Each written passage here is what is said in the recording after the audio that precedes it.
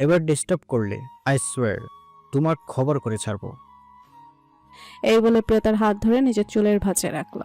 একইভাবে বলল, চুপচাপ চুলগুলো টেনে নাও আর একদম চালাকি করার চেষ্টা করবে না। প্রিয়তা ভয়ে চুপসে গেল।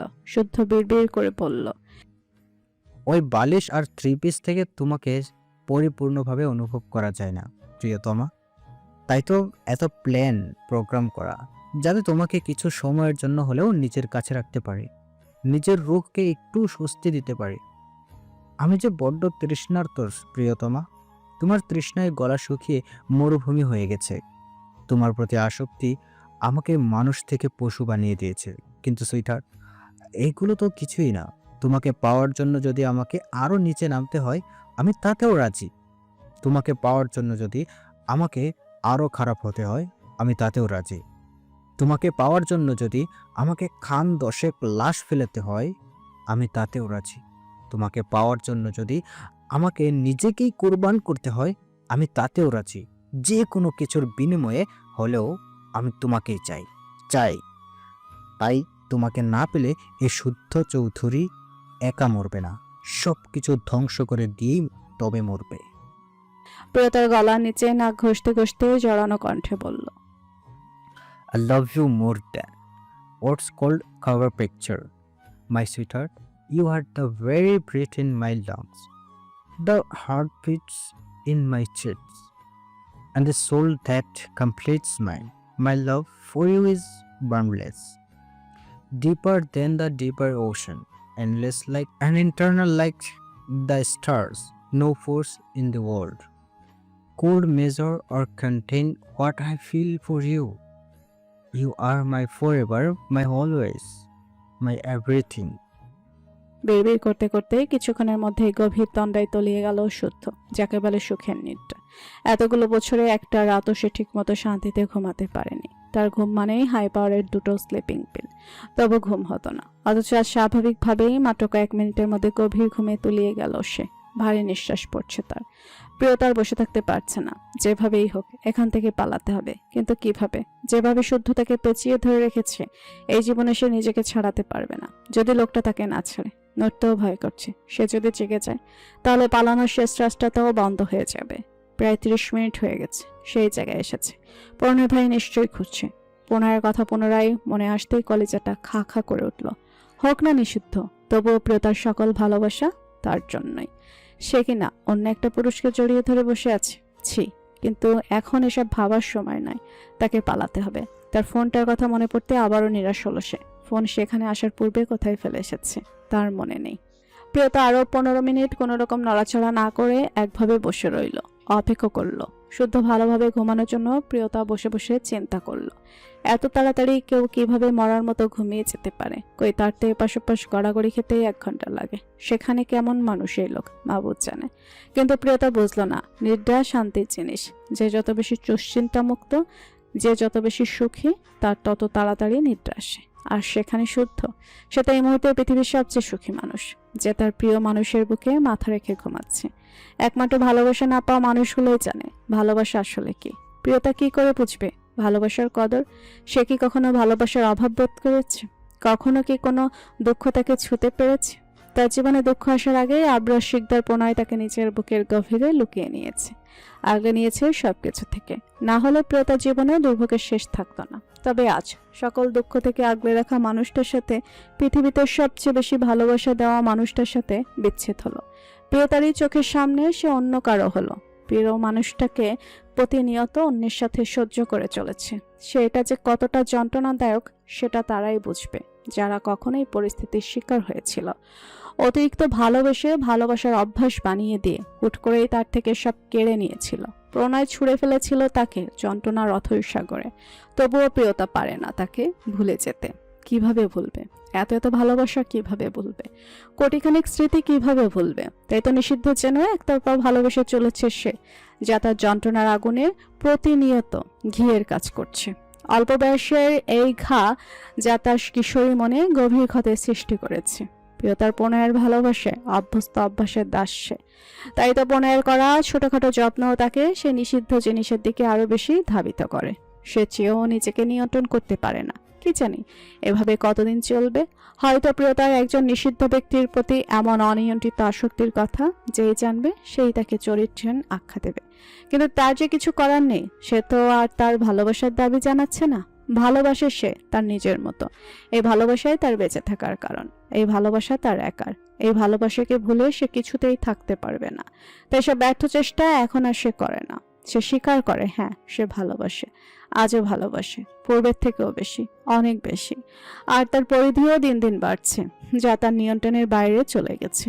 অনেক আগে কেটে গেছে আরও 5 মিনিট। প্রিয়তা মনে হচ্ছে এবার হয়তো পা দুটো অসাড় হয়ে যাবে। সে কিছুতেই নড়তে নড়তে পারছে না। শুদ্ধ ভারী নিঃশ্বাস এসে তার গলদেশে আছড়ে পড়ছে। সে আর একভাবে বসে থাকতে পারছে না। তার পা আর কোমর দুটোই টান টান করছে। এর ওপর 83 কেজির বেশি ওজন গায়ে নিয়ে তার ছিঁড়ে চ্যাপ্টা হওয়ার মতো অবস্থা। বদ্ধ গাড়ির ভেতরে অক্সিজেনের অভাব বোধ করছে। অক্সিজেন কমে গিয়ে কার্বন ডাইঅক্সাইডের পরিমাণ হয়তো বৃদ্ধি পেয়েছে, ফলে আরো গরম লাগছে। এভাবে তার বসে থাকা যায় না। প্রিয়তা সাবধানে বাম হাতটা দরজার লকের উপর রাখলো। সাবধানে লকটা উপরের দিকে তুলতেই দরজাটা খুলে গেল। প্রিয়তা অবাক হলো। এত সহজে খুলে যাবে সেটা ভাবতে পারেনি। সফলতার খুশিতে তার চোখ দুটো উজ্জ্বল হয়ে উঠল। সে নিজের উপরে থাকা ব্যক্তির দিকে তাকিয়ে মনে মনে বলল, অনেক জ্বালিয়েছ বেটা, এবার পারলে আমাকে ধরে দেখাও। সে ধীরে ধীরে শুদ্ধর হাতটা নিচের কোমরের ভাঁজ থেকে সরিয়ে নিল। অতি সাবধানে কাজটা করতে প্রায় 15 মিনিট লেগে গেল। শুধু যেহেতু গভীর ঘুমে আচ্ছন্ন, তাই তার হাতের বাঁধন খুব একটা শক্ত ছিল না। কাজে প্রিয়তা সহজেই সফল হলো। সে কোনো রকমে শুদ্ধর নিচ থেকে নিজেকে সরিয়ে পাশের সিটে গায়ে এলিয়ে দিল। এতক্ষণে তার দেহে প্রাণ ফিরে পেয়েছে। সে হাঁ করে বড় বড় নিঃশ্বাস ফেলছে। শুদ্ধ দিকে তাকিয়ে মনে মনে ফুসফুস করে বলল, আমাকে কি পেয়েছিস বেটা, তুলোর বস্তা যে যেভাবে খুশি সেভাবে চটকে দিলি। উফ মাগো, কি ভারী। সে আবারও শুদ্ধ দিকে তাকিয়ে খিটমিট করে বলল, বজ্জাত বেটা, কোলে চড়ার এত শখ থাকলে কম খাবি। সে কিছুক্ষণ দমে নিল। হঠাৎই তার চেতনা ফিরল। কি সব ভাবছে সে? এখন কি এসব ভাবার সময়? এখন তো তাকে পালাতে হবে। এ বেটা জেগে গেলে মনে হয় না সে পালাতে পারবে। সে পা টিপে টিপে গাড়ি থেকে নামলো। তারপর আবার একবার গাড়ির ভেতরে উকি দিয়ে দেখে নিল সব ঠিক আছে কিনা। ভিতর বাইরে সবই অন্ধকার। সে জুতা খুলে হাতে নিয়ে একটা গভীর শ্বাস নিল। অতঃপর আর কোনো দিকে না তাকিয়ে আল্লাহর নাম নিয়ে চোখ বন্ধ করে দৌড় দিল। রাত 10:35। প্রীতম, রাজ, অরণ্য, সমুদ্র, সাদাব, পরিণীতা, পূর্ণতা, ইনায়া, চিত্রা, তন্ময়, তিতা, তরি সবাই মিলে একটা টেবিল গোল হয়ে বসে আছে। তারা প্রত্যেকেই প্রচন্ড বিরক্ত, কারণ গত 1 ঘন্টা ধরে প্রণয় আর প্রিয়তাকে খুঁজছে, কিন্তু দুজনেরই কোনো হদিস নেই। কতবার ফোন করেছে, কিন্তু কেউই ফোন রিসিভ করেনি। তাই অনিচ্ছা সত্ত্বেও তারা বাধ্য হয়ে বসে আছে। ভাই বোনকে ফেলে তো আর চলে যেতে পারে না। প্রীতম চিন্তিত কণ্ঠে বলল। কোথায় গেল দুজন? রাজও একই ভঙ্গিতে বলল, বড়দাদান তো এমন দায়িত্বজ্ঞানহীন নন। এত রাত হয়ে গেল কিন্তু এখনো আসছে না কেন? সবাই গভীর চিন্তায় মগ্ন হয়ে পড়ল। ইতিমধ্যে অনুশ্রী বেগম 4বার ফোন করে জিজ্ঞেস করেছেন তারা কখন ফিরবে। প্রীতম কোনো রকম এটা ওটা বলে এড়িয়ে গেছে। পরিণীতা গালে হাত দিয়ে ভাবল, কোথায় গেলি প্রিয়? ভালো লাগে না এত ঝামেলা। সে চারপাশে সবার দিকে এক পলক তাকিয়ে ভুরু কুঁচকাল। প্রীতমের উদ্দেশ্যে বলল, মেজ দাদান, ছোট দাদান কোথায়? প্রীতমের মনে পড়ল আবিদের কথা। এত কিছুর মধ্যে ছেলেটার খোঁজই নেওয়া হলো না। সে ফোন বের করে প্রেমের নাম্বারে ডায়াল করতে করতে জিজ্ঞাসা করলো, দীর্ঘশ্বাস ফেলে বলল, হাসপাতালে? পরিণীতা সাদা অবাক হয়ে গেল। পরিণীতা কিছু বলার আগে সাদা প্রশ্ন করলো, কেন? প্রীতম পুনরায় দীর্ঘশ্বাস ফেলে কিছুটা ব্যথিত কণ্ঠে সব খুলে বলল। শুনে সাদাফেরও খারাপ লাগলো। মলিন কণ্ঠে বলল, ও।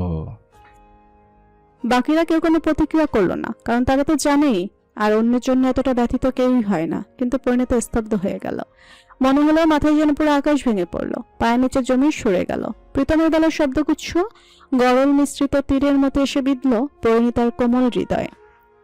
প্রীতমের বর্ণনা শুনে মনে হলো তার দেহের সমস্ত শক্তি কেউ মুহূর্তে শুষে নিয়েছে। পরিণীতার হাত পা কাঁপতে লাগলো। প্রাণটা ছটফট করতে থাকলো। চোখে পানি চলে এলো। নিঃশব্দে কান্নায় ভেঙে পড়ল সে। মনে মনে বলল, কি হয়েছে আমার মাস্টারমশাইয়ের? তার কান্নারা গলা অবধি উঠে আসছে। এখনই হয়তো বাঁধন হারাবে। সে তড়াক করে উঠে দাঁড়ালো। তাকে আচমকা উঠে পড়তে দেখে সবাই অবাক হয়ে গেল। পূর্ণা জিজ্ঞেস করলো, কোথায় যাচ্ছিস পরি? পরিণীতা কাঁপা কণ্ঠে বলল, গরম লাগছে, পানি খাবো। বলে উল্টো দিকে দৌড় দিল। ততক্ষণে অশ্রুকণারও টুপটপ করে গাল বেয়ে পড়তে শুরু করেছে। পূর্ণার উত্তরের আশা না করে দৌড়ে চলে যেতে দেখে সবাই কিছুটা অবাক হলো। তবে কেউ বিষয়টা তেমন আমলে নিল না। কিন্তু পূর্ণটা পুরোটার সময় ভুরু কুঁচকে পরিণীতার বদলে যাওয়া মুখভঙ্গি পর্যবেক্ষণ করছিল। সে ভালোই বুঝতে পারল পরিণীতা মিথ্যে বলেছে, তাই সেও উঠে দৌড় দিল পরিণীতার পিছু। সাদাবও যেতে চেয়েছিল, কিন্তু সারাদিন পরিণীতার সঙ্গে চিপকে থাকলে তার হবুশালা সম্বন্ধীরা সন্দেহ করতে পারে। এমনিতে এরা দুগুণ দেখে চারগুণ শুনে, তাই এদের বুঝতে সময় লাগবে না। এইভাবে সে আর গেল না। পূর্ণতা পরিণীতার পিছু পিছু ছুটছে, চিৎকার করে বলছে, দাঁড়া পড়ি, পড়ে যাবি পড়ি। কিন্তু সেসব কথা পরিণীতার কানে পৌঁছালো না। সামনে আসা কত মানুষের সঙ্গে ধাক্কা লাগছে তার ঠিক নেই, কিন্তু সেসবে পরিণীতার কোনো খেয়াল নেই। তার কানে শুধু প্রীথমের বলা আবেদের করুণ অবস্থার বর্ণনাগুলো বাজছে।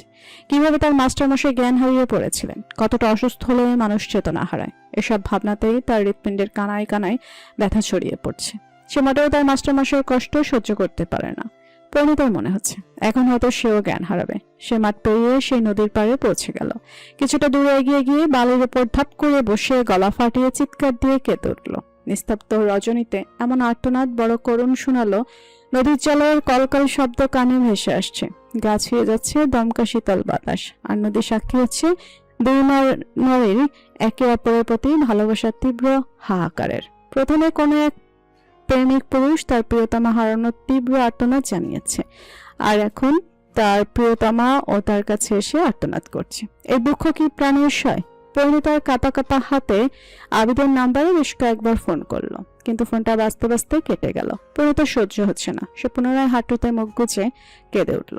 তার সবকিছু ছেড়ে ছুড়ে আবিদের বুকে ঝাঁপিয়ে পড়তে মন চাইছে। আবিদের ভালোবাসাময় স্পর্শ পাওয়ার জন্য মন ছটফট করছে। মাঝরাতে খোলা চুলায় নদীর পাড়ে বসে আছে পরিণীতা। আবিদ থাকলে হয়তো নিজের হাতে আর চুল বেঁধে দিত। কত শত রাত সে তার মাস্টারমশাইয়ের হাত ধরে লুকিয়ে চুরিয়ে ঘুরে বেরিয়েছে, তার হিসাব নেই। কিন্তু এখন সে উঠে দাঁড়িয়ে আবারও দৌড় দিতে নিলে পূর্ণতা ছুটে এসে তাকে পেছন থেকে চেপে ধরল। পরিণীতা ছাড়ানোর চেষ্টা করতে করতে বলছে, ছাড় আমাকে, ছাড়। পূর্ণতা ভয় ভরা গলায় বলল, কোথায় যাবি তুই? শান্ত হ পড়ি, তোর মাস্টার মশাই একদম সুস্থ হয়ে যাবেন। পরিণীতা থেমে গেল। কয়েক সেকেন্ড পূর্ণতার মুখের দিকে তাকিয়ে বিদ্যুৎ বেগে তাকে জড়িয়ে ধরে ফুঁফিয়ে উঠল। পূর্ণতার প্রিয় বান্ধবীকে আগলে নিল।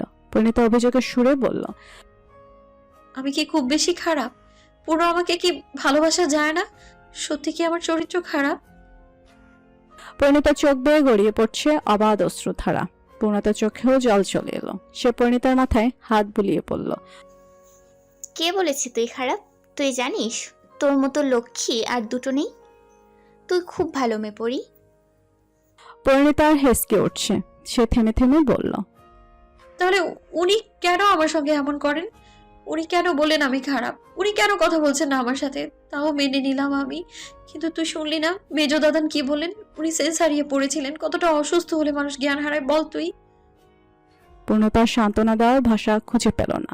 সে জানে পরিণীতা তার প্রাইভেট টিউটরকে খুব ভালোবাসে। শুধু ভালোবাসে না, উম্মাদের মতো ভালোবাসে। তবে সেই ছেলেকে পূর্ণতা কখনো দেখেনি। যা শুনেছে সব পরিণীতার মুখে। তবে কারো ভালোবাসা যে এত গভীর হতে পারে, কেউ যে কাউকে এতটা ডেসপারেটলি ভালোবাসতে পারে, সেটা পরিণীতাকে না দেখলে পূর্ণতা হয়তো কখনোই উপলব্ধি করতে পারত না। তার মাঝে মাঝে মনে হয় ভালোবাসা বড়ই যন্ত্রণাময়। সে কাউকেই ভালোবাসেনি, তাই হয়তো সে বেঁচে গেছে, না হলে এই হাল হয়তো তারও হতো। সে পরিণীতার দিকে তাকিয়ে ভাবল, পরিণীতার মতো এমন উচ্চবংশীয়, অতি সুন্দরী, শান্তশিষ্ট, নম্র, ভদ্র, মিষ্টভাষী, সুশীল, অহংকারবিহীন, কোমল মনের মেয়ের ভালোবাসা পাওয়া যে কোনো সুপুরুষের কাছে পরম সৌভাগ্যের ব্যাপার। পরিণীতা একদম পিওর সোল। সেখানে পরিণীতা একজন অত্যন্ত সাধারণ না, সাধারণ থেকেও বেশি সাধারণ পুরুষকে নিজের সর্বস্ব দিয়ে ভালোবেসেছে। অথচ এত ভালোবাসার পাওয়ারও কি তার এই প্রাপ্য? কেউ কিভাবে এমন একটা মেয়েকে কষ্ট দিতে পারে? পরিণীতা আবারও বলে উঠল, আমার নিয়ে চল না পূর্ণ, ওনার কাছে নিয়ে চল। আমি একটু দেখতে চাই ওনাকে। আমি কিচ্ছু বলবো না, আমি শুধু দেখেই চলে আসবো। চল না প্লিজ।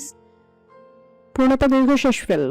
পরিণীতার চোখের পানি মুছে দিয়ে বলল, কাঁদিস না পাখি, নিশ্চয়ই যাব, কিন্তু এখন নয়। প্রণীতার কান্না থামছেই না, তার মনটা হাঁসফাঁস করছে। সে আসলে ব্যর্থ।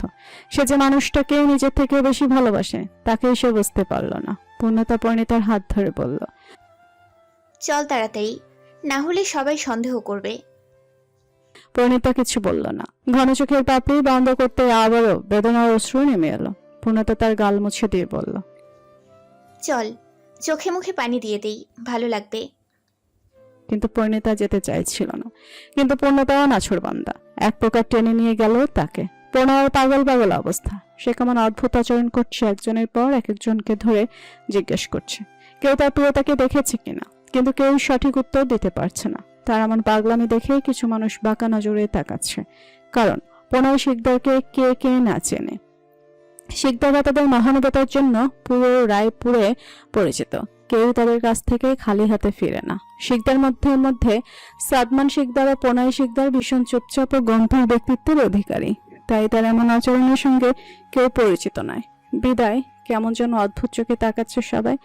যদিও এসবের কোনো কিছুই প্রণয়ের মাথা ব্যথার কারণ নয়, তার অস্থিরতা ক্রমেই বাড়ছে, বিপি রক্তচাপ বাড়ছে, ধৈর্য হারিয়ে যাচ্ছে অজানা আশঙ্কায়। তার গলা শুকিয়ে আসছে, মনে শুধু একটাই ভয়, কোনো বিপদ হয়নি তো?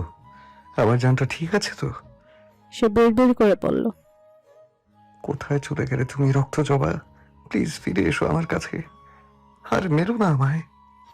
প্রণয়ের বুকের ভেতর হাহাকার ছড়িয়ে পড়ছে। এই মেয়েটার যদি কিছু হয় তাহলে সে এক সেকেন্ডও বাঁচবে না। সে দিশেহারা, গত 2 ঘন্টা ধরে পাগলের মতো খুঁজে চলেছে। বর্তমান অবস্থায় সে প্রায় উন্মাদ হয়ে গেছে, হাত পা অনবরত কাঁপছে, হয়তো প্যানিক অ্যাটাক হচ্ছে। শুকনো ঢোক গিলে প্রণয় চোখ বন্ধ করলো, আল্লাহকে স্মরণ করে কাপা কণ্ঠে বলল, আমার সব কেড়ে নিয়েছো, অভিযোগ করিনি, কিন্তু বেঁচে থাকার শেষ সম্বলটাও কি কেড়ে নেবে? এতটা নিষ্ঠুর তুমি হতে পারো না। আর কি আছে আমার বলো? সে মেলার শেষ প্রান্তের শেষ একজনকে প্রিয়তার ছবি দেখিয়ে করুণ স্বরে জিজ্ঞেস করলো, আপনি কি এই মেয়েটাকে কোথাও দেখেছেন? প্রণয়ের চোখে মুখে চরম আশায়ত্ত। সে তীব্র আশা নিয়ে তাকিয়েছে লোকটার দিকে। হয়তোবা এই লোকটা তাকে নিরাশ করবে না, হয়তোবা এই লোকটাই তার রক্ত জবার সন্ধান দিতে পারবে। লোকটি একবার প্রণয়ের উদ্বিগ্ন মুখের দিকে তাকিয়ে আবার ছবির দিকে তাকিয়ে মাথা নাড়িয়ে জানালো, না ভাই, আমি দেখিনি। প্রণয়ের শেষ আশাটুকু নিভে গেল, মাথাটা যেন চক্কর দিয়ে উঠল। সে খুঁজতে খুঁজতে পশ্চিম দিকে চলে এসেছে। সামনে শুধু বিশাল প্রান্তর ছাড়া আর কিছু নেই। সে শরীরের সামান্য শক্তি আর পাচ্ছে না, হৃদয়টা যেন কেমন শূন্য শূন্য লাগছে। সে হাতের ছবিটার দিকে তাকিয়ে বলল, আজ আছি বলে জ্বালাচ্ছিস, কাল যখন থাকবো না তখন আমিও দেখবো তুই কাকে জ্বালাস। হতাশা নিরাশা তাকে চারদিক থেকে চেপে ধরেছে। সে ধীরে পায়ে আর একটু সামনে এগোতেই ঝাপসা কিছু একটা তার নজরে এলো। পায়ের গতি রোধ হলো, দৃষ্টি স্থির হলো। হৃৎপিণ্ডের ধূপকানি আকাশ ছিল। দূর থেকে সাদা জামা পরিহিত একটি মেয়ে তীব্র গতিতে তার দিকে ছুটে আসছে। প্রণয় চোখ বন্ধ করে শ্বাস নিল। আল্লাহর শুকরিয়া আদায় করে মনে মনে বলল, অনেক অনেক শুকরিয়া মাবুদ। প্রিয়তা কেন ছুটে আসছে? কেনই বা গিয়েছিল? কোথায় ছিল? কি হয়েছে? কি হয়নি? এই মুহূর্তে এসব কোনো প্রশ্নই মাথায় এলো না। সে শুধু বুঝতে পারলো তার প্রিয়তা ফিরে এসেছে, তার জান ফিরে এসেছে। সে 2 পা সামনে বাড়ানোর আগেই প্রিয়তা প্রবল বেগে এসে ঝাঁপিয়ে পড়ল তার বুকে। 15 কদম পিছিয়ে গেলেও নিজেকে সামলে নিল। প্রিয়তা নিজের সর্বশক্তিতে প্রণয়কে আষ্টে পিষ্টে জড়িয়ে ধরে বড় বড় শ্বাস ফেলতে লাগলো। খামচে ধরল প্রণয়ের শার্টের পেছন দিক। এবার একটু সুরক্ষিত লাগছে। এই পুরুষটাই একমাত্র যাকে জড়িয়ে ধরলে তার সব থেকে নিরাপদ লাগে, সব থেকে সুরক্ষিত মনে হয়। এই পুরুষটার দেহের ঘ্রাণেও সে অপার ভালোবাসা খুঁজে পায়। এই পুরুষটাকেই তার পৃথিবীর সব থেকে বেশি আপন লাগে। প্রিয়তা প্রণয়ের মুখে মুখ গুজে শরীরের সকল ভার প্রণয়ের উপর ছেড়ে দিল। তার গোটা শরীর প্রচন্ড ভাবে কাঁপছে। প্রণয় তার প্রণয়নীকে নিজের বুকের গভীরে ঢুকিয়ে ফেলার ব্যর্থ চেষ্টা করলো। আরেকটু হলো এখানে এসে হার্ট অ্যাটাক করতো। প্রিয়তা অনুভব করলো স্বাভাবিকের তুলনায় তীব্র গতিতে প্রণয়ের হার্টবিট করছে, এত জোরে এত দ্রুত যে তা স্পষ্ট অনুভব করতে পারছে প্রিয়তা। প্রিয়তা আরো শক্ত করে প্রণয়ের পেট আঁকড়ে ধরল, শান্তির নিঃশ্বাস ফেলল। প্রায় 20 মিনিট ধরে তারা একে অপরকে শক্ত করে জড়িয়ে ধরে রইল। মনে বয়ে চলেছে বিধ্বংসী সুনামি ছড়ে প্রবল জলোচ্ছ্বাস। যতক্ষণ না প্রিয়তা প্রণয়কে কিছুক্ষণ জড়িয়ে ধরে বসে থাকতে পারবে ততক্ষণ সে কিছুতেই শান্ত হতে পারবে না, তার মনের ভয় দূর হবে না। কিছুক্ষণ পর পরিস্থিতি একটু স্বাভাবিক হতে প্রণয় প্রিয়তাকে বুকে রেখে ধমকের সুরে বলে উঠল, আমাকে না বলে কোথায় গিয়েছিলি তুই? বেঁচে থাকতে একটু শান্তিও কি পাবো না? আমাকে জ্বালিয়ে তোর খুব আনন্দ লাগে। কেন জ্বালাস আমাকে? তোর যন্ত্রণা সহ্য করতে না পেরে আমিও একদিন ঠিক হারিয়ে যাব। ধমক শুনে প্রিয়তা আরো শক্ত করে জড়িয়ে ধরল প্রণয়কে। প্রণয়ও আরো অনেক কথা শোনাতে চেয়েও পারল না। মাথা নিচু করে প্রিয়তার মাথায় একটা ছোট্ট চুমু খেয়ে প্রিয়তার ছোট্ট দেহটা নিজের অস্তিত্বের সাথে নিবিড়ভাবে মিশিয়ে নিল। মাথা ঠান্ডা হতে প্রণয়ের মনে হচ্ছিল প্রশ্নের আবির্ভাব হলো। উত্তেজনায় সে ভুলেই গিয়েছিল প্রশ্নগুলো মাথায় আসতে সে প্রিয়তাকে নিজের থেকে আলাদা করলো। তীক্ষ্ণ সুচালো দৃষ্টি নিক্ষেপ করলো প্রিয়তার নীল চোখের গভীরে। প্রণয়ের দৃষ্টিতে দৃষ্টি পড়তেই প্রিয়তা বিদ্যুৎ বেগে চোখ নামিয়ে নিল। সাথে সাথেই কয়েক ফোঁটা ভাঁজ পড়ল প্রণয়ের কপালে। প্রিয়তা মনে মনে আবারও ঘাবড়ে গেল। প্রণয় ভাই এখন যদি তাকে হাজারো প্রশ্ন বানে জর্জরিত করে, কি উত্তর দেবে সে? তার ভাবনা শেষ হওয়ার আগে প্রণয় গম্ভীর কণ্ঠে প্রশ্ন ছুড়ল, এদিক কোথায় গিয়েছিলি তুই? এদিকে তো অন্ধকার, ধুধু প্রান্তর ছাড়া আর কিছুই নেই। আর এতক্ষণ কোথায় ছিলি? প্রিয়তা চমকে উঠল, উদ্বিগ্ন দৃষ্টি এদিক ওদিক ফেলতে লাগলো। কি জবাব দেবে এখন সে? সব সত্যি বলে দেবে প্রণয় ভাইকে? কিন্তু যদি ভুল বোঝে? সে তো ওই পুরুষের মুখটাও ভালো করে দেখেনি, আর লোকটা তার সঙ্গে যেসব করেছে তার বর্ণনা এবার সে কিভাবে দেবে? পুনরায় ওই লোকটার স্পর্শের কথা মনে পড়তেই গা কাটা দিয়ে উঠল প্রিয়তার। এভাবে কেউ তাকে আগে কোনোদিনও স্পর্শ করেনি, প্রণয় ভাইও করেনি। প্রিয়তাকে 7-5 ভাবতে দেখে প্রণয় ভূ আরো খানিকটা কুচকে গেল। তার মনে উকি দিল হাজারো প্রশ্ন ও সন্দেহ। কেনই বা মেয়েটা ভাবে দৌড়ে এসেছিল? সে প্রিয়তার উদ্বিগ্ন চোখের দিকে কড়া নজরে তাকিয়ে রইল। সে কখনোই মেয়ের চোখ পড়তে ভুল করে না। এই মেয়ের হাব ভাব দেখেই বুঝে গেল সে মনে মনে মিথ্যে বলার পরিকল্পনা করছে। কিন্তু কেন? প্রণয় আবারও শীতল অথচ কঠিন কণ্ঠে একটু ঝাঁঝিয়েই প্রশ্ন করল, কি হয়েছে? উত্তর দিচ্ছিস না কেন? কোথায় ছিলি তুই?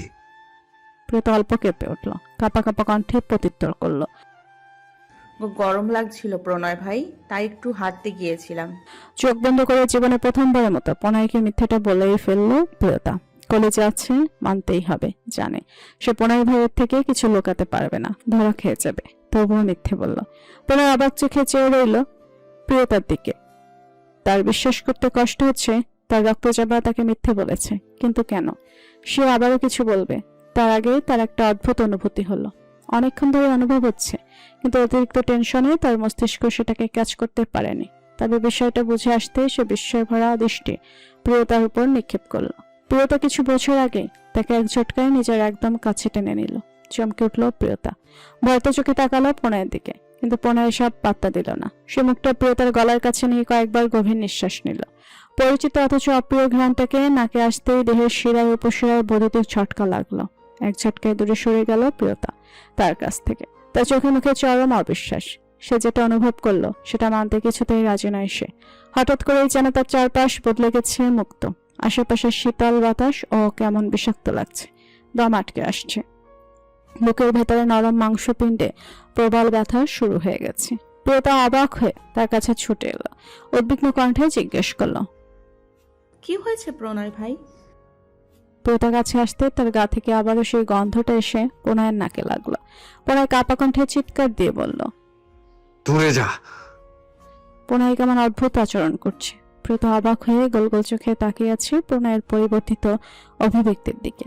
বোঝার চেষ্টা করছে হঠাৎ করে কি হলো। একটু আগেও তো ঠিক ছিল। প্রিয়তাকে অবাক করে দিয়ে প্রণয় তার থেকে কিছুটা দূরে চলে গেল। প্রিয়তা বিস্মিত দৃষ্টিতে চেয়ে আছে, সে কিছুই বুঝতে পারছে না। প্রিয়তার দেহ থেকে ছুটে আসা শুদ্ধ দেহের ঘ্রাণ তার দেহ মনে আগুন জ্বালিয়ে দিচ্ছে।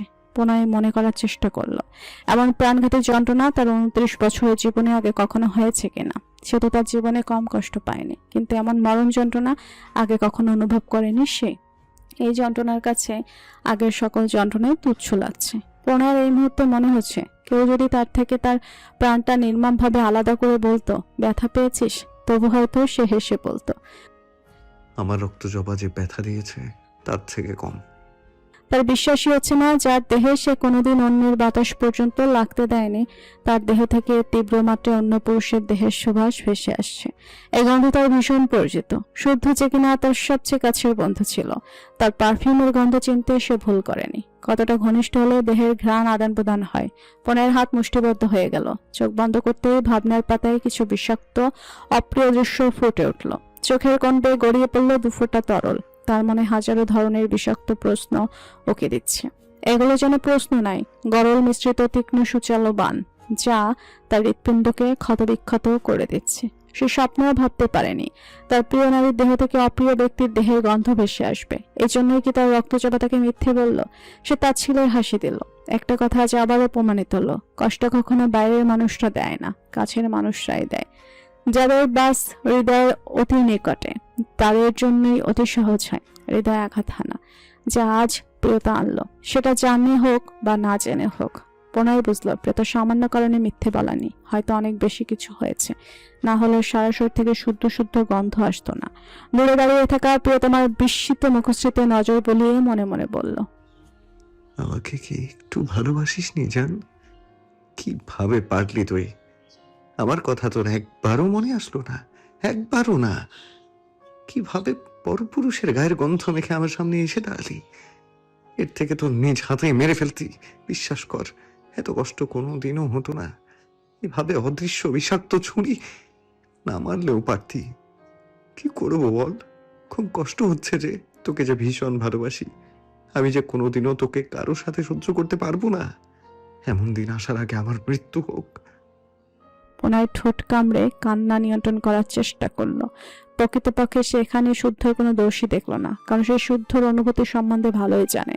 তার রক্তজবা যদি সম্মতি না থাকতো তাহলে সে তাকে কখনোই মিথ্যে বলতে পারতো না। তার ভাবনা চিন্তা করার ক্ষমতার লোপ আছে। সে কল্পনা করার চেষ্টা করলো কি কি হতে পারে, কিন্তু সামান্য কিছু দৃশ্য মস্তিষ্কে ভেসে উঠতে তার নিঃশ্বাস আটকে গেল। সে আর গভীরে ভাবতে পারলো না। এত গভীরে ভাবতে গেলে সে এখানে দম আটকে মরে যাবে। সে চোখ মুছে নিল।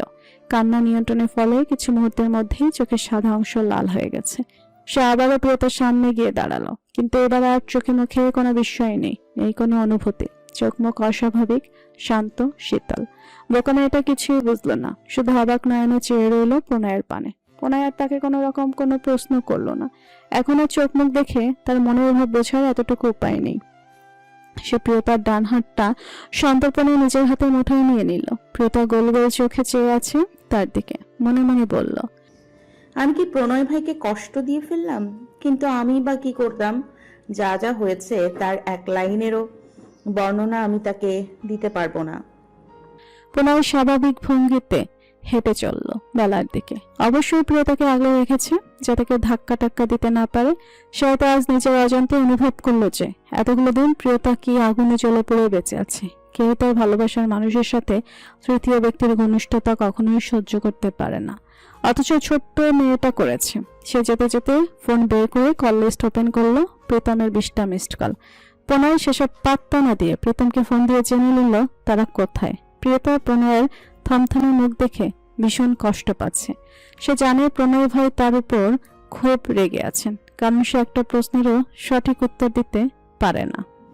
প্রণয় তাকে নিয়ে আগের জায়গায় চলে গেল। সেখানে প্রিয়তার কেনা সমস্ত জিনিসপত্রই পড়ে আছে। প্রণয় এক লোককে কিছু টাকা দিয়ে বলল, জিনিসগুলো নিয়ে আমাদের সঙ্গে চলুন। প্রিয়তা অবাক দৃষ্টিতে চলে এলো প্রণয়ের দিকে। সে তো এগুলোর কথা অনেক আগেই ভুলে গিয়েছিল, কিন্তু প্রণয় ভাই ভুলেননি। তার মনটা আবারও খারাপ হয়ে গেল। মনে মনে বলল, এত খেয়াল কেন রাখেন প্রণয় ভাই? এই জন্যই তো আপনার উপর থেকে আমি নির্ভরশীলতা কমাতে পারি না। নিষিদ্ধ জেনেও আপনি আমার সব। প্রিয়তা গভীর দৃষ্টিতে তাকিয়ে রইল প্রণয়ের মুখের দিকে।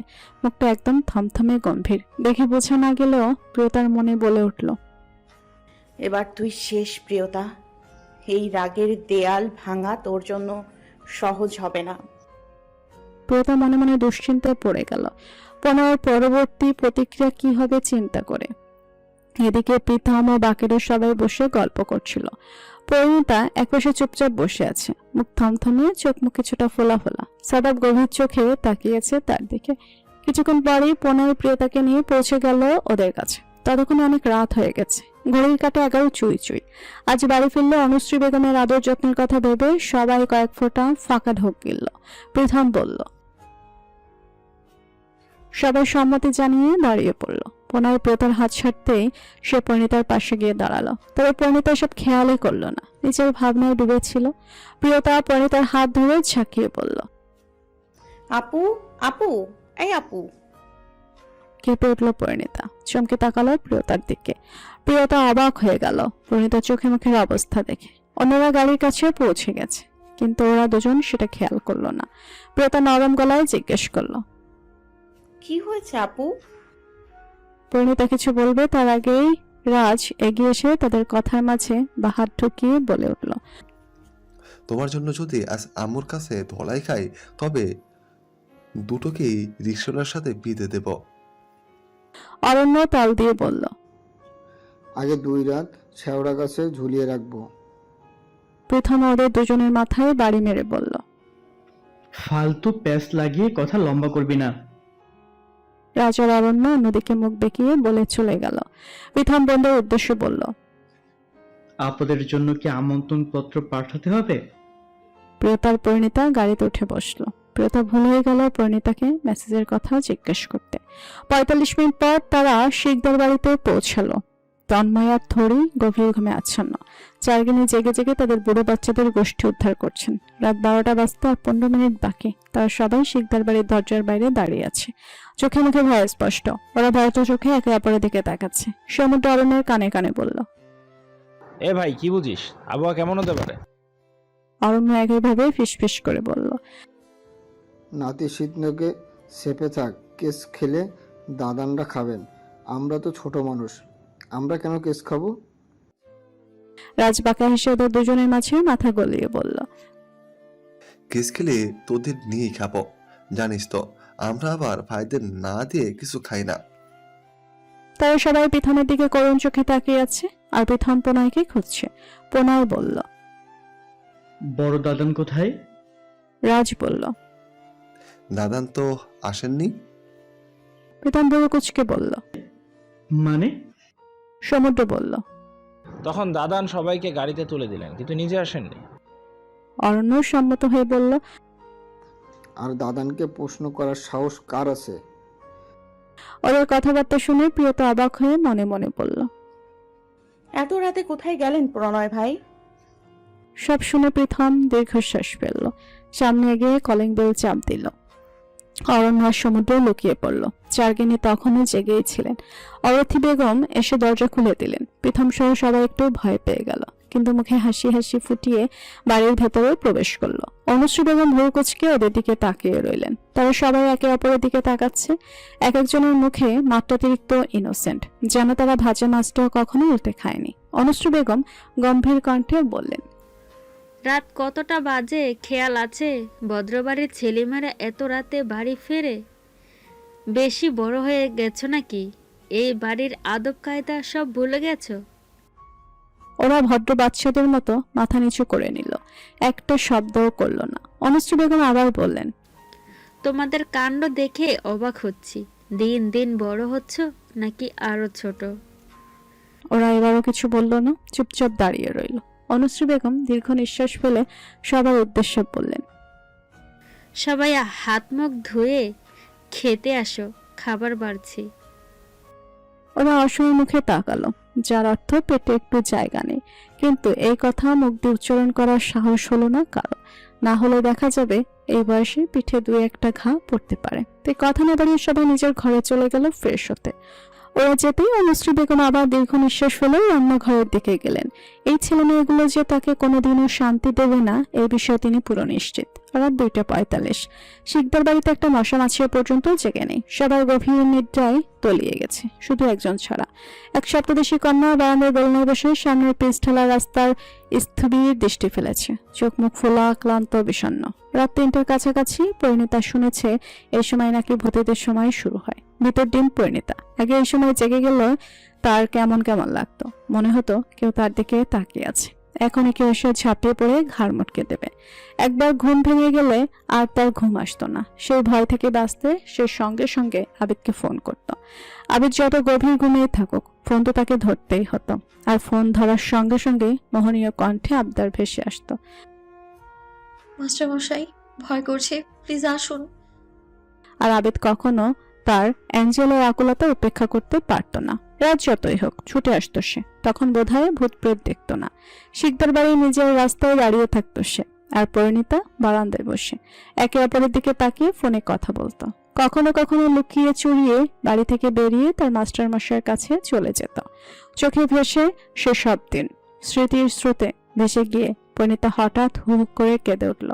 আজ আর তার ভয় করছে না। সে ফোন বের করে ঝাপসা চোখে আবিদের নাম্বারে 512তম কল লাগালো। পরিণীতা এমনিই ফোন করেছে, কারণ সে জানে আবিদ ফোন ধরবে না। এই আশা সে কবেই ছেড়ে দিয়েছে, তবুও মন যে মানে না। কিন্তু পরিণীতাকে সম্পূর্ণ অবাক করে দিয়ে আবিদ 512তম ফোন কল রিসিভ করে নিল। পরিণীতা কিছু বলার আগে ওপাশ থেকে শান্ত পুরুষালো কণ্ঠে ভেসে আসলো। কিছু বলবে পরিণীতা? পরিণীতা তো চেষ্টার পর প্রিয় পুরুষটি তার ফোন রিসিভ করেছে। এইভাবে আনন্দে আত্মহারা হলো আবিদের কণ্ঠস্বর আর কথা বলার ধরন শুনে তার গলা শুকিয়ে গেল। আবিদ আবার শান্ত শীতল কণ্ঠে বলল, কিছু বলার না থাকলে বারবার ফোন করো না পরিণীতা, অনেক রাত হয়েছে, এটা তোমার জন্য অশুভনীয় নয়। সে ফোনটা কেটে দিতে নিলেই পরিণীতা অনুরোধের সুরে কান্না মিশ্রিত কণ্ঠে বলল, প্লিজ মাস্টার মশাই, ফোন কাটবেন না। প্লিজ আমার সঙ্গে একটু কথা বলুন। বলতে বলতে মেয়েটা ফুফিয়ে উঠল। পরিণীতার কান্না শুনে ধক করে জ্বলে উঠল আবিদের হৃদয়। সে চোখ বন্ধ করে নিল, কানে ধরে রাখা ফোনটি নামিয়ে নিয়ে মনে মনে বলল, কেন এত ছলনা অ্যাঞ্জেল? আমার মতো সাধারণ ছেলের সঙ্গে তোমার এত কিসের শত্রুতা? কেন আমাকে একটু একটু করে মেরে ফেলছো? তুমি হারিয়ে গেলে নিঃস্ব আমি এমনিতেও মরে যাব। এভাবে ছলনা করে মারার প্রয়োজন হবে না অ্যাঞ্জেল। সে আবার ফোনটা কানের কাছে ধরল। পরিণীতা কান্না মিশ্রিত গলায় বারবার অনুরোধ করে বলছিল, প্লিজ একটু আসবেন, আমি আপনাকে একটুখানি দেখবো, প্লিজ না করবেন না মাস্টার মশাই। আবিদ কিছু বলছে না। পরিণীতা আবার অনুরোধের সুরে বলল, প্লিজ মাস্টার মশাই একটুখানি আসবেন। তার আকুতি মিশ্রিত বাণী আবিদের হৃদয়ের গভীরে আঘাত করছিল। তার অ্যাঞ্জেল তাকে কেন বারবার এত অনুরোধ করছে। তার নিঃশ্বাস ভারী হয়ে আসছিল। কিছুক্ষণ আগেই সে হাসপাতাল থেকে ফিরেছে, 2টো স্যালাইন দিতে হয়েছে। তবে জ্বরটা এখন কম। অনেকক্ষণ ধরে শুয়ে এপাশ ওপাশ করছিল, কিন্তু ঘুম আসছিল না। মনের ভেতর আগুন জ্বললে কি আর ঘুম আসে?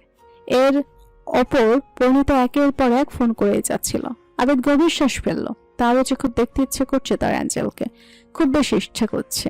আর এই ইচ্ছাটা দমন করা তার জন্য কঠিন। অবশেষে সে আর ইচ্ছাটা দমিয়ে রাখতে পারলো না। তারপর যদি তাকে শেষ করে দিতেও চায় তাতে আবিদের কোনো অসুবিধা নেই। তাই সে ছোট্ট করে বলল, আসছি, বলে ফোন কেটে দিল।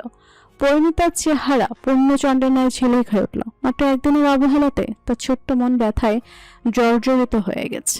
সে মনে মনে বলল, আপনাকে আজ আমার সকল প্রশ্নের উত্তর দিতেই হবে। তবে তার বেহায়া মনে আবিদের জন্য কোনো রাগ নেই, নেই কোনো অভিযোগ। যা আছে তা শুধুই অভিমান। আবিদের একটুখানি স্নেহে তার অভিমানের পাহাড়ও গলে পড়বে। পরিণীতা ঘরে গিয়ে ওয়াশরুমে ঢুকে পড়ল। অভিমান থাকুক আর যাই থাকুক, এভাবে চোখ মুখ ফুলিয়ে মঞ্জুলিকা সেচে তো আর মাস্টারমশাইয়ের সামনে যাওয়া যায় না। তাই পাক্কা 5 মিনিট ধরে ঘষামাজা করে শুধু মুখটাই ধুলো, যেন কোনো মতেই মলিনতার রেশ না থাকে। এত ঘষাঘষির ফলে ফর্সা মুখটা মুহূর্তেই রক্তিম হয়ে উঠল। ওয়াশরুম থেকে বেরিয়ে এসে বেছে বেছে আবিদের পছন্দের পার্পল রঙের 3 পিস পরে নিল পরিণীতা। অতঃপর খোপা করা চুল ছেড়ে দিয়ে আয়নার সামনে গিয়ে দাঁড়ালো। কিন্তু এত ঘষে মেচে মুখ ধুয়েও কোনো বিশেষ পরিবর্তন না দেখে হতাশ হলো। মুখটা এখনো কলা গাছের মতো ফুলে আছে, তবে ফোলা ফোলা মুখও অদ্ভুত আকর্ষণীয় মায়ার সাগর। পরিণীতা দীর্ঘ নিঃশ্বাস ফেলে রিবান্ডিং করা সিল্কি চুলগুলো বেনি করে পিঠের উপর ফেলে রাখলো। বেনিটা কোমরের নিচে দোল খাচ্ছে। কাজলের কোটা হাতে নিয়ে ভাবলো, এই রাতের বেলায় কাজল কি মাস্টার মশাইয়ের চোখে পড়বে? সে আর অত শত না ভেবে চোখে হালকা কাজল দিল, লালচে গোলাপি ঠোঁটে একটু লেপগুলো ছোঁয়ালো, কপালে ছোট্ট একটা কালো টিপও পড়লো। আয়নার সামনে দাঁড়িয়ে দেখলো ভালোই দেখাচ্ছে। সে সাদা রঙের ওড়নাটা গলায় জড়াচ্ছিল। এমন সময় ফোনটা বেজে উঠল। পরিণীতা ছুটে গিয়ে ফোনটা হাতে তুলে নিল। স্ক্রিনে মাস্টারমশাই নামটা দেখে তার মন খুশি হয়ে গেল। ত্রস্ত হাতে ফোনটা রিসিভ করতেই ওপাশ থেকে ক্লান্ত পুরুষালের কণ্ঠস্বর ভেসে এলো, কোথায় তুমি অ্যাঞ্জেল? বারান্দায় আসো। আবিদের কণ্ঠে সে পরিচিত নামটা শুনে পরিণীতার হৃৎপিণ্ড ঢিপ ঢিপ করতে শুরু করলো। লজ্জায় লাল হয়ে বলল, তুমি দাঁড়াও, এখনই আসছি। আবিদ শুধু ছোট্ট করে বলল। হুম। পরিণীতা বারান্দার পর্দাটা একটু সরিয়ে সামনে উকি দিতে চোখ স্থির হয়ে গেল। নিচের ল্যাম্পপোস্টের মৃদু আলোয় দেখা যাচ্ছে একজন লম্বা গড়নের যুবক দাঁড়িয়ে আছে। পরিণীতা দেরি না করে দৌড়ে ঘর থেকে বেরিয়ে গেল। তাকে যে লুকিয়ে বেরোতে হবে উত্তেজনের মেয়েটা সেটাও ভুলেই গেল। সে যখন অসাবধানতায় ড্রয়িং রুম ক্রস করছিল তখন একজোড়া দৃষ্টি তাকে ঠিকই দেখে নিল। কি একজন ইগল চোখে পরিণীতার গমন দেখলো, সঙ্গে সঙ্গে তার কপাল বিরাট বিরাট ভাঁজ পড়ল। সে ভাবলো এত রাতে এভাবে কোথায় যাচ্ছে। সেও সন্তর্পণে পিছু নিল পরিণীতার। পরিণীতা বাড়ির পেছনের দিকে দ্রুত পায়ে দৌড়ে গেল। পদ্মপুকুর পেরিয়ে শিকদার বাড়ির উঁচু পাঁচিল ঘেঁষে দাঁড়ানো পেয়ারা গাছটায় সাবধানে পা রাখলো। 2-3 মিনিটের মধ্যেই সে পাঁচিলে উঠে পড়লো। আগের বার এখান থেকে পড়ে গিয়ে সে ভয়ানক ব্যথা পেয়েছিল। তো এবার তার মাস্টারমশাই আছেন, তার দৃঢ় বিশ্বাস এবার সে কোনোভাবেই ব্যথা পাবে না। সে চোখ বুঝে আল্লাহর নাম নিয়ে ছাপ দিল। পরিণীতার ভাবনাটাই সত্যি হলো। সত্যি সে আগের বারের মতো পিছঢালা রাস্তায় পড়ে হাতে কোমরে ব্যথা পায়নি। সে কারো উষ্ণ বুকের উপর আশ্রে পড়েছে। কেউ তার কোমর জড়িয়ে ধরে শূন্যে ভাসিয়ে রেখেছে। সে ব্যক্তির অতিমাত্রার গরম নিঃশ্বাস পরিণীতার গলার কাছে এসে আশ্রে পড়ছে। কাটা দিয়ে উঠল পরিণীতার শরীরে। সে আবেদকে কিছু বলার সুযোগ না দিয়ে ওভাবেই আবেদের গলা জড়িয়ে ধরল। প্রিয় নারী পরশে আবেদের প্রাণটো ছটফুটিয়ে উঠল। সে জিভ দিয়ে ঠোঁট ভেজিয়ে নিয়ে কাপা কণ্ঠে বলল, কি করছো অ্যাঞ্জেল? কেউ দেখে নেবে। পরিণীতা সেসব কথা কানে ঢুকল না। সে আবেদকে আরো শক্ত করে জড়িয়ে ধরে আবেদের গলায় মুখ গুজে পড়ে রইল। প্রিয় পুরুষের স্পর্শ তাকে গত 30 ঘন্টার সকল যন্ত্রণা নিমেষেই ভুলিয়ে দিচ্ছে। সে জোরে একটা নিঃশ্বাস নিয়ে মনে মনে বলল, আপনি আমার সকল ব্যথার ঔষধ মাস্টারমশাই। আপনার একটু দেখা, আপনার একটু স্পর্শ আমায় কি পরিমাণ শান্তি দেয় আপনি কি জানেন? সেটা জানেন না। জানলে এত কষ্ট দিতে পারতেন না। সে আবেদের বুকে মুখ গুজে প্রিয় দেহের গন্ধ নিজের শিরায় শিরায় টেনে নিচ্ছে। পরিণীতার এমন স্পর্শে আবেদের হাতে পেয়ে কাঁপন ধরছে। ভয়ঙ্কর সব অনুভূতি হচ্ছে। আবেদ মনে মনে বলল, তুমি আমাকে সত্যি খুন করতে এসেছো অ্যাঞ্জেল? তবে সে পরিণীতাকে মুখে কিছু বলল না। তাকে কোলে নিয়েই হাঁটা ধরল পাশের চিকন ঘাসের রাস্তা দিয়ে। এই সকল দৃশ্য কেউ একজন দূর থেকে আগুন চোখে দেখছিল। তার হাত মুষ্টিবদ্ধ। সেও পুনরায় সন্তর্পণে পিছু নিল তাদের। আবেদ শরীরটা ভীষণ দুর্বল, তবু তার এখন নিজেকে দুর্বল মনে হচ্ছে না। সে কোলে থাকা নারীটির দিকে তাকিয়ে মনে মনে বলল, তুমি যে আমার সকল সুখের একমাত্র ঠিকানা অ্যাঞ্জেল। এত সুখ কেন তোমার মাঝে? কেবল তুমি পারো আমার জীবনটাকে ভালোবাসার ফুলে সাজিয়ে দিয়ে জাহান্নাম বানিয়ে দিতে।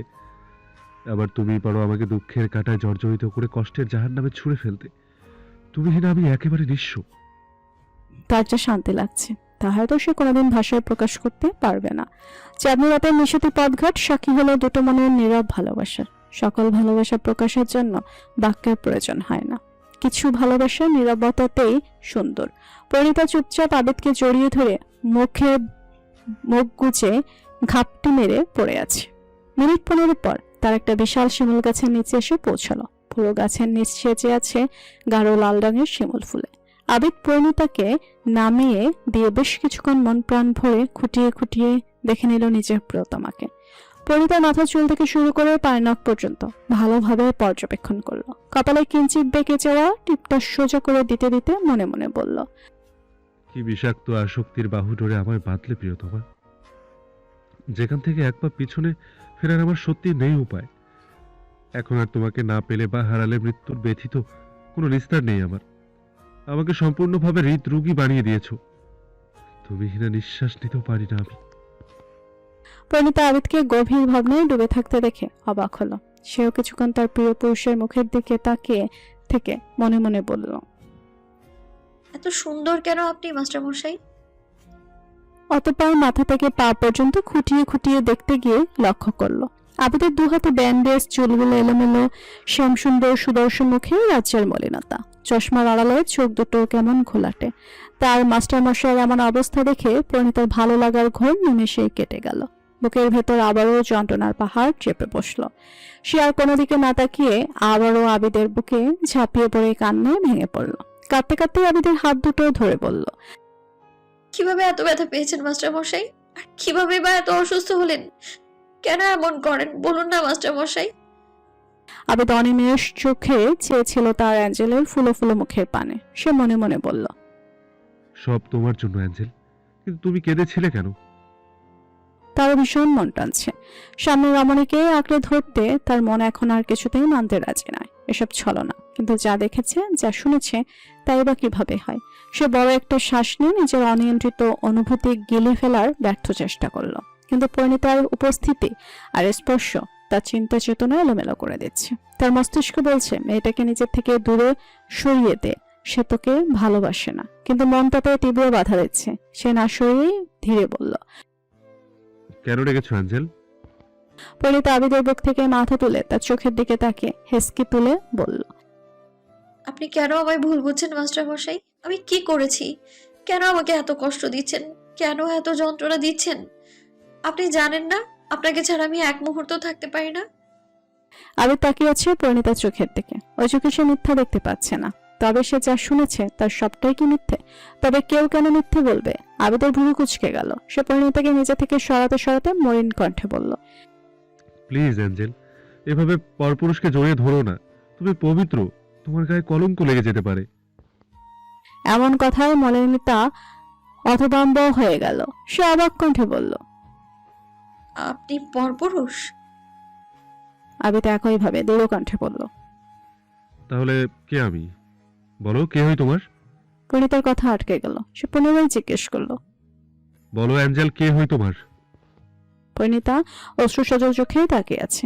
আবিদ কিছুটা ধমকের সুরে বলল, তুমি কোন ভরসায় এত রাতে বাড়ি থেকে বের হলে? তুমি একটা যুবতী মেয়ে, যে কোনো পুরুষ থেকেই তোমার ভয়ানক বিপদ হতে পারে। সেখানে আমি তো সম্পূর্ণ বাইরের ব্যক্তি। পরিণীতা কিছুক্ষণ আবিদের কথাগুলো মন দিয়ে শুনল। অতঃপর মৃদু হেসে আবিদের দুহাতের তালুচে পেছানো সাদা ব্যান্ডেজে পরপর দুটো চুমুকে ধীরে আবারও আবিদকে জড়িয়ে ধরল। আবিদ আরো কিছু বলতে যাচ্ছিল, কিন্তু তার কণ্ঠনালী কেঁপে উঠল। থেমে গেল তখন সকল প্রশ্নবান। পরিণীতা আবিদের টি শার্টের পেছনটা হাতের মুঠোয় শক্ত করে ধরে আবিদের কানের কাছে মুখ নিয়ে ধীরে ধীরে বলল, আপনি আমার কে জানতে চান? আপনি আমার সব। আমার বেঁচে থাকার কারণও আপনি, আমার মরে যাওয়ার কারণটাও আপনি। আপনি আমার অতীত, আপনিই আমার বর্তমান, আপনি আমার ভবিষ্যৎ, আপনি আমার সুখ, আপনিই আমার দুঃখ, আপনি আমার রুহের সেই অংশ যাকে আমার থেকে আলাদা করতে গেলে চিরতরে আমার নিঃশ্বাস বন্ধ হয়ে যাবে। আপনি ব্যথিত হলে আমি নিঃশ্বাস নিতে পারি না, যার অর্থ আপনি আমার অক্সিজেন।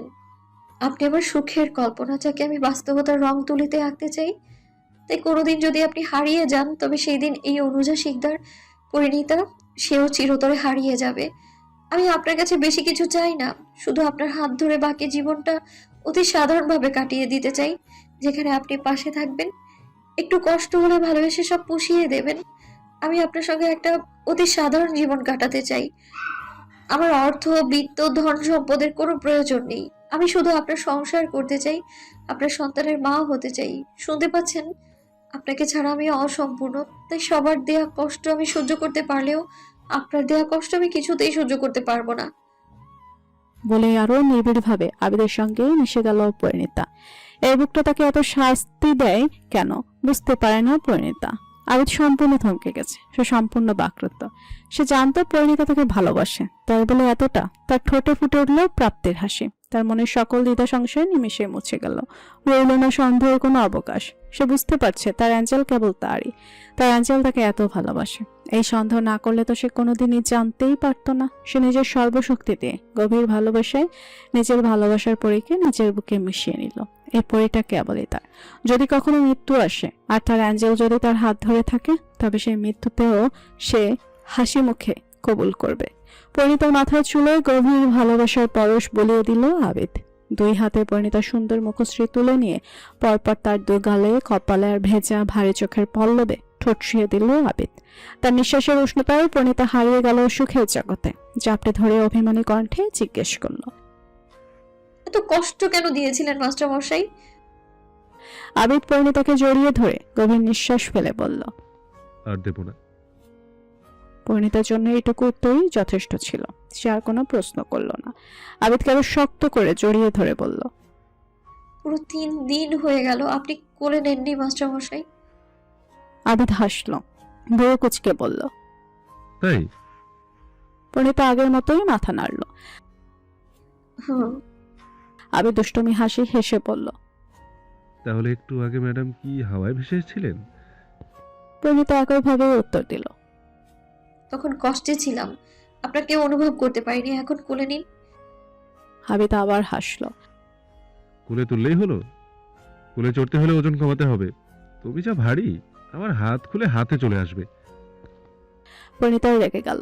আবিদের বুকে মাথা ঘষে বলল, নিন না তাড়াতাড়ি, না হলে এখন কিন্তু কামড় দেবো আমি। আবেদ পরিণীতার কথা শেষ হওয়ার আগেই তাকে কোলে তুলে নিল। পরিণীতার এখন নিজেকে সত্যিকারের পরি মনে হচ্ছে। সে আবিদের গলায় জড়িয়ে ধরে আবিদের কপালে গভীর চুমু খেল।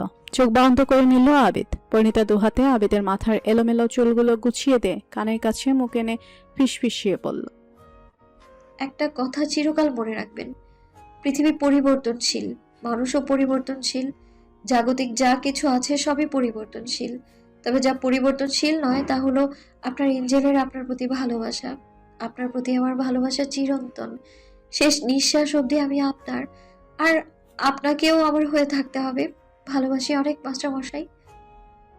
আবিদের কলিজা ঠান্ডা হয়ে গেল। সে পরিণীতার নরম মসৃণ গালে গাল ঘুষে দিয়ে বলল, কেমন ভালোবাসো তা তো সময় বলে দেবে। পরিণীতা মুখ কুচকালো, বিড়বিড় করে বলল, আনরোমান্টিক নিরামিষ বেটা মানুষ। আবিদ শুনে ঠোঁট কামড়ে হেসে বলল, আনরোমান্টিক নিরামিষই তোমার জন্য ঠিক আছে। তুমি ছোট মানুষ, আমি রোমান্টিক কিনা প্রমাণ দিতে গেলে তুমি সহ্য করতে পারবে তো? অ্যাঞ্জেল, আমি ধরলে কিন্তু ছাড়বো না। পরিণীতা লজ্জা পেয়ে গেল। তার গালে ছড়িয়ে পড়ল রক্তিমাভা। সে আবিদের বুকে মুখ লুকিয়ে ফেলল। আবিদ পরিণীতার মাথায় হাত বুলিয়ে মনে মনে ভাবল, কি জানি আল্লাহ আমার কপালে কি লিখে রেখেছেন। অ্যাঞ্জেল, আবেগ কল্পনাকে দূরে সরিয়ে বাস্তবিক অর্থে ভাবতে গেলে তুমি কি সত্যি কোনোদিন আমার হবে?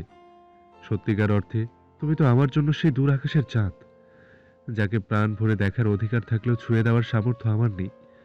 আমার মতো দরিদ্র ব্রাহ্মণরা আকাশের দিকে যে চাঁদকে পাওয়ার স্বপ্ন বুনতে পারে, আশায় বুক বাঁধতে পারে, চাঁদের আলো গায়েও মাখতে পারে, কিন্তু চাইলেই কি তারা চাঁদকে ধরতে পারে?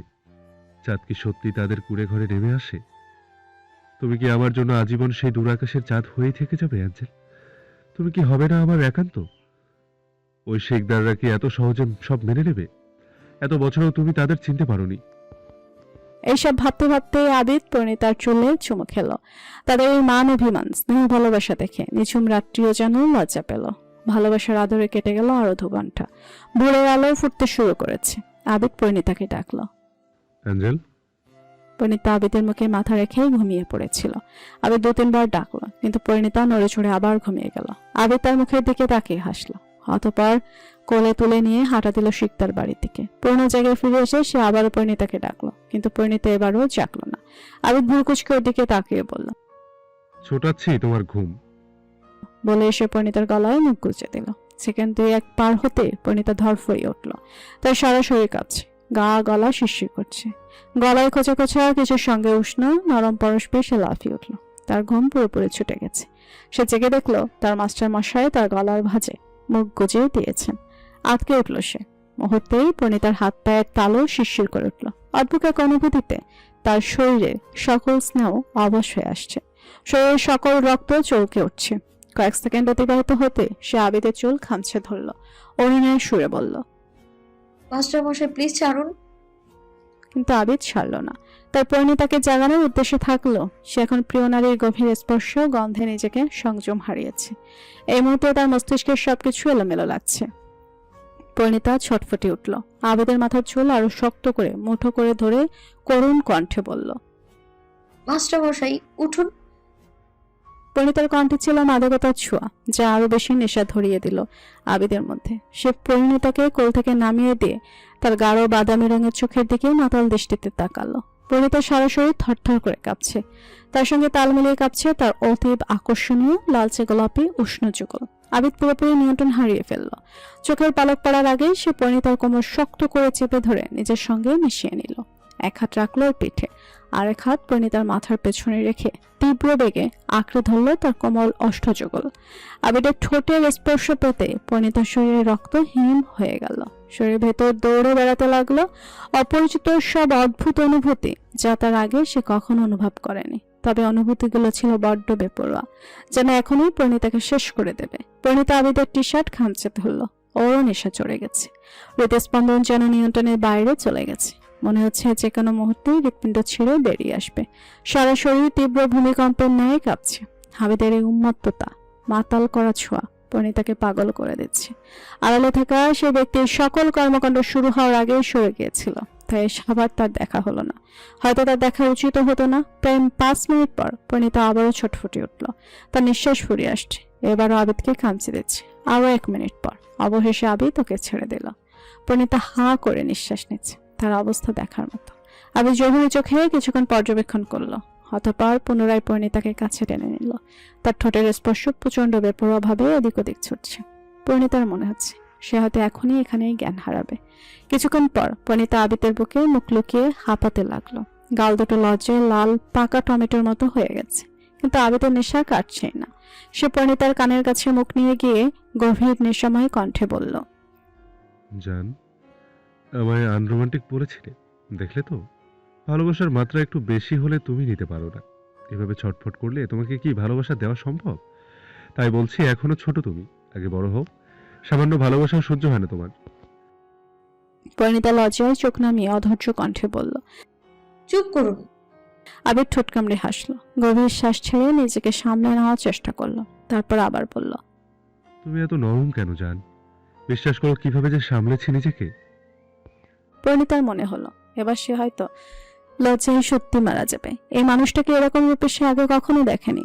গম্ভীর ব্যক্তিত্বের মানুষটা এমন 360 ডিগ্রি অ্যাঙ্গেলে ঘুরে গেলে অবাক হওয়ারই কথা। কি অদ্ভুত ভয়ঙ্কর সব অনুভূতির সঙ্গে পরিচয় করিয়ে দিল। যদি এসবের অভ্যাস হয়ে যায় তাহলে তখন কি হবে?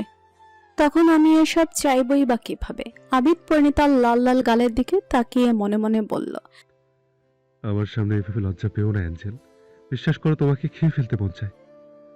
সে পরিণীতার গালে হাত রেখে বলল, যাও, সকাল হয়ে যাচ্ছে।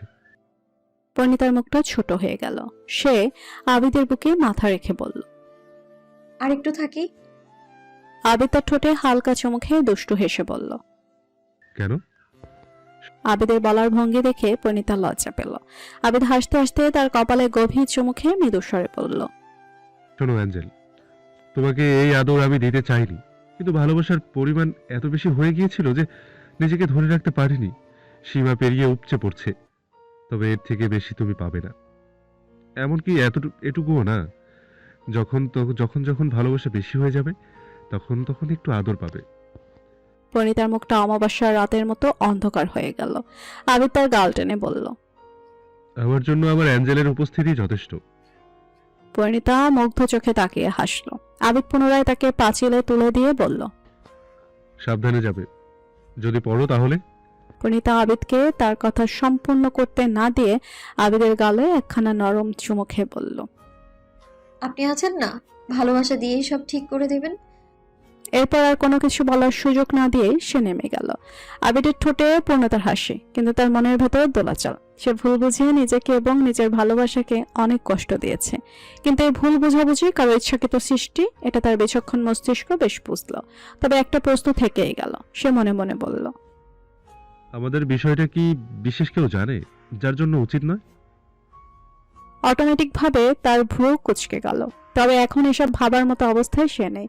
মুখের যন্ত্রণায় সে গত দুরাত ঘুমাতে পারেনি।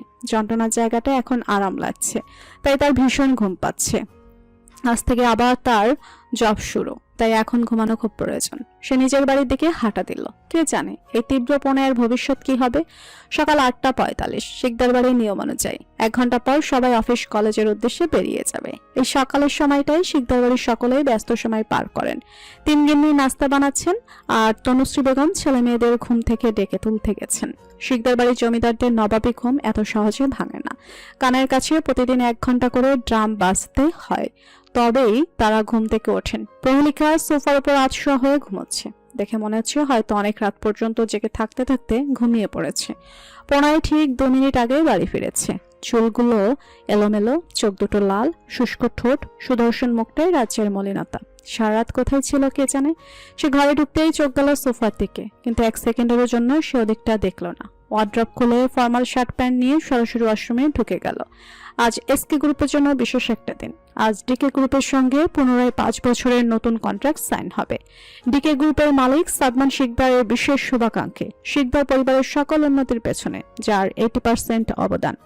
অষ্টমে ঢুকে ঝর্ণা ছেড়ে ঠান্ডা পানির নিচে দাঁড়িয়ে পড়ল পোনায়। শীতল জলরাশি তার শরীর ছুঁয়ে যাচ্ছে, কিন্তু মন তো ছুঁতে ব্যর্থ। এই শীতলতার রাশি যেন তার দেহে বিষাক্ত কাঁটার মতো ফুটছে, মনে তীব্র দাবানলের সৃষ্টি করছে। যা সহ্য করতে পারছে না প্রণয়, কিছুতেই পারছে না। সে ভারী নিঃশ্বাস নেওয়ার চেষ্টা করলো, চোখ বন্ধ করতে দৃশ্যপটে ভেসে উঠল কিছু অবাঞ্ছিত স্মৃতি। সাথে সাথেই দম বন্ধ হয়ে আসতে লাগলো তার। এই মুহূর্তে তার কিছুটা মানসিক শান্তির দরকার, না হলে এখনই দম বন্ধ হয়ে মারা যাবে সে ঠিক করলো এই বিষয়ে শুদ্ধের সঙ্গে কথা বলবে। অনেকক্ষণ চেষ্টার পর নিজেকে বোঝাতে সক্ষম হলো সে। নিজের মনকে শান্ত করার চেষ্টা করে বোঝ দিয়ে বলল, হতে পারে আমি ভুল ভাবছি। আমি অযথাই আমার রক্তজবার উপর মিথ্যা সন্দেহ করছি। আমার রক্তজবা এমন কিছুই করতে পারে না। আমি তো জানি আমার রক্তজবা শুধু আমাকেই ভালোবাসে। শুদ্ধের সাথে আমার রক্তজবার কিচ্ছু হয়নি। হতে পারে না। হয়তো ওটা শুদ্ধের গায়ের গন্ধ নয়, আমার বোঝার ভুল। হয়তো অন্য কিছু। হ্যাঁ, নিশ্চয়ই অন্য কিছুই হবে।